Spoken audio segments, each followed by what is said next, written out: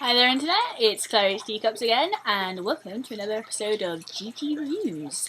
One moment, my Turtles filter is making a fuck ton of noise. I love him, but I highly doubt that 5 minutes without his filter will kill him. Anyway, there is something I want to talk to you guys about today, and it is Indie Game, the movie. I know that mainly GT Reviews is meant to be game reviews and stuff like that, but I think this movie is a valuable piece of cinematography to the gaming community, and if you play games and you haven't watched it,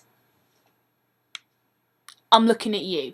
Anyway, so the whole premise of Indie Game the movie is that it follows these different developers of indie games. Definition of indie games is independently developed games. It's not that difficult. You have things like mass company produced games, people like Bethesda, Square Enix, stuff like that, and then you have smaller ones that produce these type of games. And basically the movie is following the release of two indie games. One of them you all know very, very well, as it is Super Meat Boy. As we know, one of the most popular Xbox Live games of all time, one of the highest grossing releases as well for Xbox Live Arcade. And the movie basically follows the two main, as we know, Super Meat Boy has two main developers, whereas the other movie, Fez, it primarily focuses on the one developer. And basically it follows these two games across a time span earlier on, a couple of years back when they were released, before the release dates, and shows everything that goes into developing, releasing, marketing, producing a successful indie game.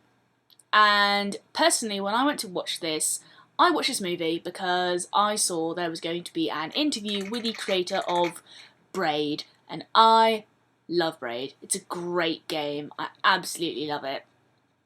There's going to be a new Let's Play of it very, very soon because I filmed the old one, did all that and put it up, and it was just disgusting. So looking for better software for that at the moment. But it primarily follows Fez and Super Meat Boy.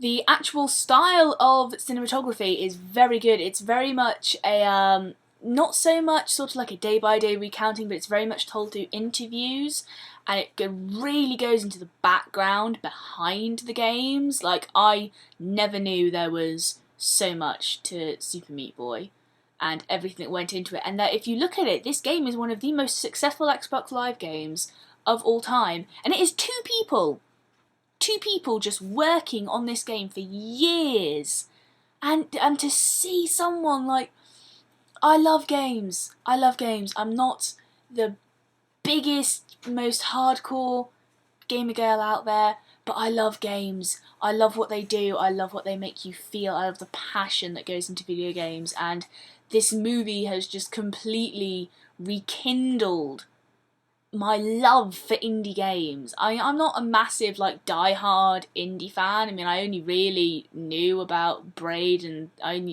only know about Super Meat Boy. I've never really played it because it is so fucking difficult.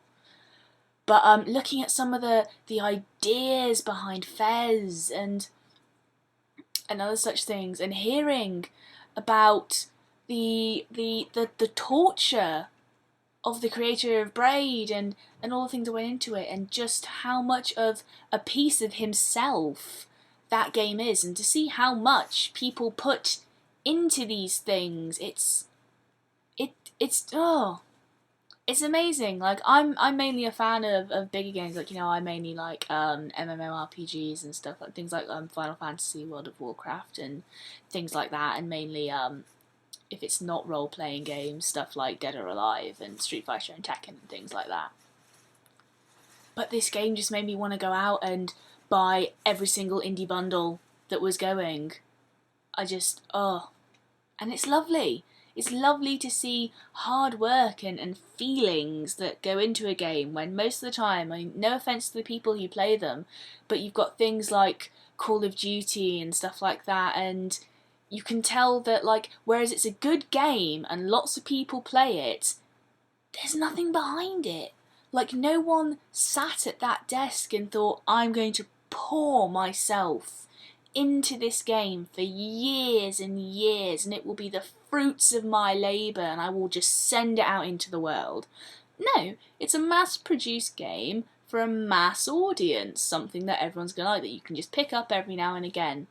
And the reason why I love this movie so much is that it just shows just how heartfelt independently developed games are, and it's amazing. It really is. If you have not watched it, then you need to. I personally saw it because it was on Netflix. I'm sure there are other places you could totally legally procure it online. But obviously, as it was an independently funded movie by the people of the internet, obviously if you can sort of give back and buy it and pay to watch it, because they deserve it. They really deserve it. They really do. Or if you've got Netflix like me, just click and... Anyway, I just thought that would make a really good episode of GG Reviews today. Because if you like video games and you have not seen that movie, see the movie. Anyway, it was lovely getting back into the swing of things. As you can tell, I am much better. I have a load of videos edited and saved up, but as Mr. Pandaria has only been recently released, our broadband is still pretty tied up at the moment, so if I upload things, my boyfriend will scream at me. Yeah.